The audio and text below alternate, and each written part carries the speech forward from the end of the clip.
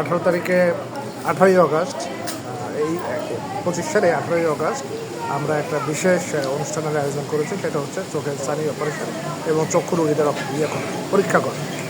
এবং নড়াইলবাসীর পক্ষ থেকে যারা এখানে উপস্থিত ছিলেন প্রত্যেকেই এটাকে আমাদেরকে আশ্বস্ত করেছেন বিভিন্নভাবে সহযোগিতা করার, এবং আমরা আশা করছি 50 জন মতো রোগীকে আমরা ওই ছানি অপারেশন করাতে সক্ষম হব বলে বিশ্বাস করি। এদের কোথায় এই ট্রিটমেন্টটা দেওয়া হবে?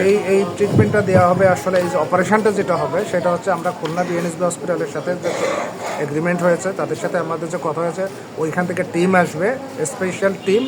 সেই টিম এসে রোগীদেরকে পরীক্ষা করে, রোগীদেরকে বাছাই করে তাদের গাড়িতে করে বিএনএসবি হসপিটাল খুলনাতে নিয়ে যাবে, এবং চক্ষু অপারেশন করার পরে আবার আমাদের এইখানে একদিন পরে ফেরত দিয়ে যাবে। আর রোগী বাছাই প্রক্রিয়া কি এখানে হবে? রোগী বাছাই প্রক্রিয়া আমাদের এই থানা রোডের এই বাসাতেই হবে, এই ফাউন্ডেশন অফিসে হবে এখানে। যে এই নড়াইলেই এখানে হবে বালক বিদ্যালয়ের বিপরীতে। ঠিক আছে, সরকার উচ্চ বিদ্যালয়ের সামনে থানা রোডে আমাদের নিজস্ব যে বাসভবন রয়েছে শরীফ আতিউর রহমান সাহেবের, এইখানে।